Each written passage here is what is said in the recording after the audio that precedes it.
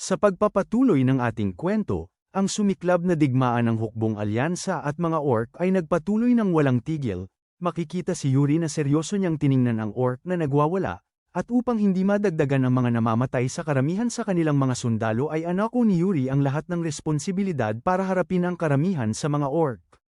Ngunit ang karamihan pa rin sa mga knight ay nahulog sa pagkamatay, pero sa parehong oras ay marami ding mga orc ang kanilang napatay. Sa sandaling iyon ay ang tanging maririnig lang sa buong lugar ay ang mga tunog ng mga espada na nagkabanggaan, sapat upang maramdaman na ang digmaan na ito ay papalapit na sa katapusan.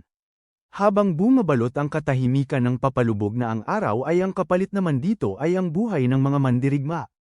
At sa tindi ng galit ni Okua ay umatungal siya ng sobrang lakas dahilan para maramdaman sa buong paligid ang nakakakilabot niyang presensya. Ang mga knight ng kanilang narinig ang malakas na boses ni Okua ay halos sumabog na ang kanilang tainga na wala silang ibang nagawa kung hindi takpan ang kanilang tainga at ang iba ay napaluhod sa lupa. Si Yuri na hinahabol ang kanyang hininga dulot ng walang tigil na laban ay nasabi niya sa kanyang sarili na sa wakas ay papasulong na sila sa pangunahing hukbo ng kanilang kalaban. Sa pagkakataon na ito ay si Okua na mismo ang kikilos para harapin sila. Kung papasok na raw sa digmaan si Okua ay hindi siya nabahala dahil nasa kanila namang panig ang kanyang master na si Moyong Chan. Ngunit natigil si Yuri sa kanyang iniisip dahil naramdaman niya ang nakakakilabot na enerhiya ng demonic energy. Nang paglingon ni Yuri sa kanyang likod ay nagulat siya na napamura dahil ang mga orc na kanilang pinatay kanina ay muling bumangon at mas lalo pang nadagdagan ang kanilang mga lakas, kaya napamura si Yuri sa mga nangyari na napapatanong na paano raw ito posible. Habang hindi maalis ang kanyang tingin sa mga orc na muling bumangon ay binalaan ni Yuri ang lahat ng mga sundalo ng Briol na ihanda nila ang kanilang mga sarili dahil itong mga orc ay nag-berserk. Kaya makikita ang orc sa harapan ni Yuri na mabilis itong tumakbo para umatake. Nang hinampes ng orc ang kanyang axe kay Yuri ay matagumpay naman itong naharang ng ating bida. Habang abala sa pagdepensa si Yuri ay lumingon siya sa kanyang mga kasama na kanya silang sinabihan na dapat hindi sila umatras, ipagpatuloy lang nila ang pag-atake. Pero nagsaad itong si Jared kay Yuri na tingnan raw ng kamahalan ang kanilang unahan, dahil sinusubukan ni Okua na umatras. Sa ginawang kilos ni Okua ay nanggagalaiti si Yuri sa sobrang inis dahil inaakala niya na sasali na sa digmaan si Okua. Upang habulin si Okua ay ginamit ni Yuri ang buo niyang lakas para patayin ang orc na kanyang kaharap.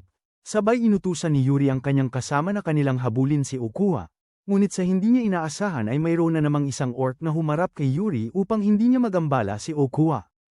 Habang abala si Yuri sa pakikipaglaban sa mga orc na nag-berserk na humadlang sa kanyang daanan ay itong si Okua ay walang pakialam dito bagkus naglakad lang siya upang makaalis. Makalipas ang ilang sandali ng tuluyan ng sumapit ang gabi ay bumalik ang lahat sa kanilang kampo, makikita sa labas ng tent ang dalawang sundalo na nagbabantay at maririnig din ang boses ng isang tao na siya ay natawa dahil nanalo daw sila sa digmaan. Habang nag-uusap ang dalawang lalaki patungkol sa pag-atres ni Okua ay makikita naman sila Yuri na nakikinig lang sa dalawa na masyadong maingay. Sinabi pa nitong isa sa dalawa na dahil umatras daw si Okua ay paano na lang raw kaya na magpahinga muna sila ng sandali upang makabawi ng lakas. Dagdag pa niya sa lahat na mukhang si Okua ay malaki din ang tinamong pinsala, kaya samantalahin nila ang pagkakataon na iyon para magpahinga at magpagaling ng mga sugat, na pinasangayunan naman ng isa ang sinabi ng kanyang katabi dahil hindi din daw maikli ang sapilitan nilang pagmarcha papunta dito. Dapat silang magpahinga upang makapag-ipon ng lakas para sa muling digmaan. Sa mungkahi ng dalawa ay seryoso na nagsaad sa kanila si Yuri na walang kwenta raw ang kanilang mga pinagsasabi. Nakalimutan na raw ba nila kung nasaan sila ngayon? Sila ay nasa kaibuturan ng teritoryo ng kanilang kalaban, hindi nila alam kung ano ang mga pakana na maaring gawin ni Okua, at gusto pa nilang magpahinga dito. Idinagdag pa ni Yuri habang tahimik na nakikinig sa kanya si Prinsesa Sebila at si Commander Jonathan na kinokontrol ni Okua ang mga orc, tiyak na mayroon pa siyang itinatagong ibang lihim, kaya kinakailangan nila siyang bigyan ng matinding presyon sa lalong madaling panahon. Nagsalita naman sa lahat si Ragna na sa digmaan raw na ito ay nagtalaga siya ng mga mage upang magmasid sa kampo ni Okua. At itinuro din ni Ragna ang isang lugar sa mapa dahil sinasabi sa kanya ng mga mage na mayroon silang nararamdaman na aura na tumataas at nakakasindak sa kampo ni Okua. Kaya wala na silang dahilan upang mas lalo pa itong magtagal, Kinabukasan sa pagsikat ng araw ay kinakailangan nilang sumalakay at siguraduhin na perpekto ang lahat. Nang sumang-ayon na ang lahat sa gustong mangyari ni Ragna kinabukasan sa pagsikat ng araw ay naglakad na papaalis ang dalawa na nagmungkahi na magpahinga muna sila. At nang papaalis na din si Yuri ay tinawag ang kanyang pansin ni Ragna, kaya nagtanong si Yuri kay Ragna na kung tinawag raw ba siya ng kamahalan.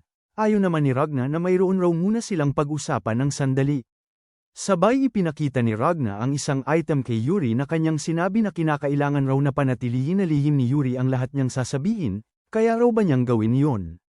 Nang sumagot ng oo si Yuri ay ngumiti si Ragna dahil magaling daw ang kanyang pasya, at kasunod nito ay inactivate na ni Ragna ang barrier sa kanilang paligid upang walang ibang makarinig sa kanilang pag-usapan. Nang napansin ni Yuri ang barrier sa kanilang paligid ay agad niya itong nakilala dahil kaya raw nitong itago ang ingay na galing sa loob upang hindi marinig sa labas. Sa sandaling ito ay nagsalita si Ragna na nag-aalangan raw siyang sabihin ito dahil hindi kabahagi si Yuri sa imperyo, pero siya lang raw ang tanging tao na kanyang pinagkakatiwalaan. Wika pa niya na kanya raw naalala na sinasabi noong nakaraan na ang emperador ng imperyo ay gumawa ng lihim na ugnayan kay Okuwa. Kaya nagulat si Yuri nang binanggit sa kanya ni Ragna na marahil mayroon daw isang tao sa imperyo na gumagamit ng itim na mahika. Dagdag pa sa kanya ni Ragna na sa mismong araw ng kanyang nasaksihan kung ano ang kayang gawin ni Okuwa gamit ang itim na mahika na kayang kontrolin ang kanyang mga kalaban ay doon siya mas lalong napapaisip. Hindi raw niya alam kung gaano kalayo ang naabot ng impluwensya nito, sa ngayon ay hindi pa raw nila ito masasabi. Tanong naman ni Yuri kay Ragna na kung sa tingin raw ba ng kamahalan ay mayroong taksil dito sa loob ng hukbong alyansa. Ayon naman ni Ragna na sa ngayon ay hinala pa lang ito, kaya yun ang dahilan kaya niya siya pinatawag para silang dalawa ay mag-usap. Ito ay isang usapin na hindi niya maaring ipagkatiwala sa isang kabalyero galing sa imperyo. Nagmungkahi naman si Yuri kay Ragna na kung ganoon raw ang sitwasyon ay kanya silang babantayan ng mabuti. Dahil dito ay nakahinga ng maluwag si Ragna dahil nagustuhan niya ang mungkahi ni Yuri. Sabay mayroon itong ibinulong kay Yuri na ipinagtataka naman ni Yuri na kung ano pa ang gustong sabihin sa kanya ni Ragna. Doon ay nakaramdam ng inis si Yuri dahil sinabi sa kanya ni Ragna na kapag matapos na raw itong digmaan ay sasamahan niya siya upang silang dalawa ni Ekaterina ay magkita. Kaya inis na sumagot si Yuri kay Ragna na hindi na raw yun pwede dahil ngayon ay mayroon na siyang kasintahan. Pero nagalit si Ragna sa sagot ni Yuri dahil hanggang sa ngayon ay hindi pa rin siya naniniwala na mayroon na siyang kasintahan. Nakikiusap naman si Yuri kay Ragna na pakiusap paniwalaan raw siya ng kamahalan. Dahil dito ay maririnig ang malakas na boses ni Ragna na kanyang sinabihan si Yuri na madali lang raw masisira ang ugnayan ng isang babae at lalaki. Sumagot sa kanya si Yuri na kahit ang ginuhit raw na larawan ni Ekaterina ay magiging kawalang-galang pa rin kay Sebila. Makalipas ang kinabukasan ng sumikat na ang araw, makikita si Yuri na seryoso niyang tiningnan ang kuta ni Okuwa habang nakasakay sa kanyang kabayo. Lumapit naman sa kanya ang isang sundalo na kanyang ibinalita na nakahanda na raw ang kanilang hukbo para sa pag-atake. Pero nagtanong lang si Yuri sa kanya na kung kumusta na raw ngayon ang kanyang master na si Moyong Chan, ayon naman ng sundalo na sa ngayon ay nasa loob pa siya ng kampo. Ipinaliwanag pa ng sundalo kay Yuri na sinasabi raw ng tao na yun na sa ngayon ay kasalukuyan siyang nagsasagawa ng tinatawag na eternal energy circulation, at lilito lang raw siya kapag dumating na ang tamang oras. Sa mga nalaman ni Yuri ay naging seryoso siya dahil naghihintay pa raw ang tao na yun ng tamang oras. Kaya naglakad na siya upang pangunahan ang kanilang hukbo sa pagmarcha papunta sa kuta ni Okuwa.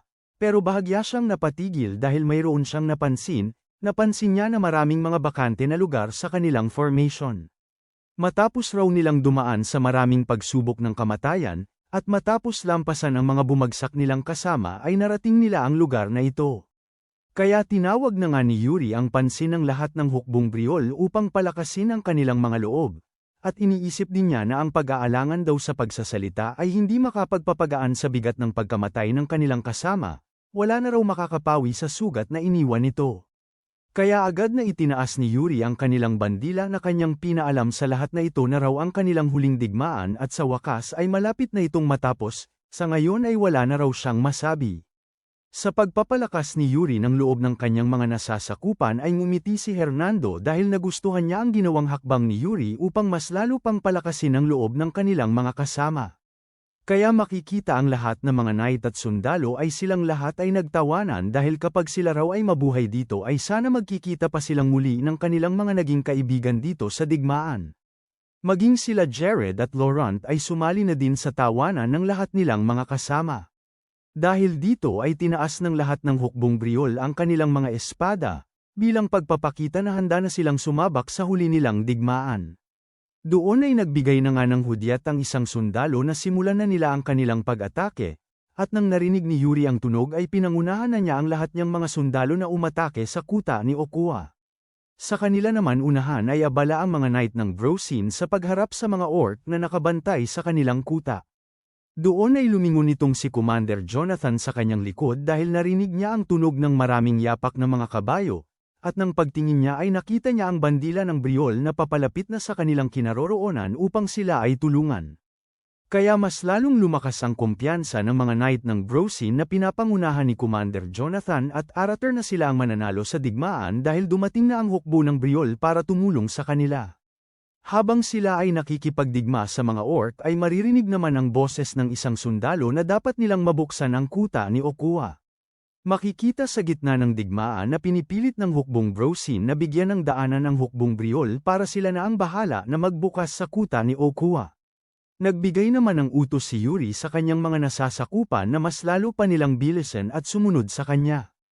Sa utos ni Yuri ay agad naman na sumang-ayon si Laurent at Jared, sabay itinuro ni Yuri ang kanilang harapan na kanyang sinabi sa kanila na kinakailangan raw nilang maakyat ang siege tower, magagamit raw nila ito upang matagumpay nilang mapasok ang kuta. Bilang paghahanda ay seryoso na tumingin si Yuri sa kanyang harapan. Doon ay nakita niya na tumilapon ang knight ng Brosin nang dinaanan siya ng isang orc na nagwawala at ito ay tumakbo para puntiryahin si Yuri. Makikita si Yuri at ang orc na mabilis silang tumakbo upang salubungin ang isa't isa, at sabay biglang huminto si Yuri na kanyang itinutok ang kanyang sibat sa orc. At naging seryoso si Yuri na ibinuhos niya ang kanyang lakas sa sibat para kanyang pang-atake. Kasunod nito ay pinakawalan ni Yuri ang sibat ng sobrang lakas papunta sa orc na nakaharang sa kanyang daanan. Hindi naman nabahala ang orc sa inilunsad na pag-atake ni Yuri, bagkus nakatayo lang ito na kanyang ginawang pangdepensa ang kanyang dalawang sandata na axe. Nang tumama na ang atake ni Yuri sa depensa ng orc ay naputol ang hawakan ng axe ng orc, pero ang mas lalong ikinagulat ng orc dahil sa isang iglap ay nasa kanya ng harapan si Yuri, at agad niyang kinuha ang kanyang espada. Wala nang sinayang na oras si Yuri dahil agad na niyang tinapos ang buhay ng orc. Dahil dito ay agad na tumayo si Yuri sa likod ng sinasakyan niya na kabayo, at tumalon siya sa siege tower upang kanya itong pasukin. Nang nakalapag na si Yuri sa itaas ng siege tower ay halos mawasak ang sahig nito, at naging seryoso siya nang kanyang nakita ang mga orc sa loob ng kuta. Dahil nakita niya ang maraming mga orc na silang lahat ay binabalutan ng itim na aura, kanilang hinihintay sa loob ang hukbong alyansa, kaya nasabi ni Yuri sa kanyang sarili na dito na raw magsisimula ang huling digmaan nila sa mga orc.